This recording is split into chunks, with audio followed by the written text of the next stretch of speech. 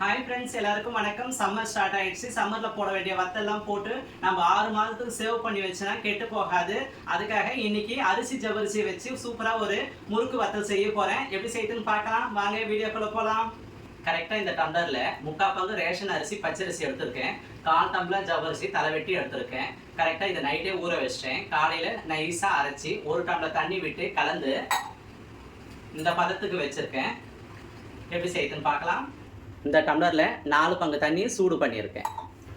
Salt 1/2 spoon சேர்த்துக்கிறேன். தண்ணி நல்லா சூடாகிடுச்சு. அரிசி ஜவ்வரிசி அரைச்சதை சூடான தண்ணியில் கலந்துக்கிறேன். அரிசி ஜவ்வரிசி நல்லா வெந்து கெட்டியாகிற வரைக்கும் கலந்துக்கிட்டே இருக்கணும். கிட்டத்தட்ட 5 நிமிஷம் ஆகும். நல்லா வெந்து கெட்டி ஆகிடுச்சு. இந்த டைமில் ஸ்டவ் ஆஃப் பண்ணி சூடு ஆறட்டும். கீழே இறக்கி வச்சிடலாம். ஏற்கனவே உப்பு சேர்த்தாச்சு. 1 ஸ்பூன் சீரகம் சேர்த்துக்கிறேன். முழுசாக சேர்த்துருக்கேன்.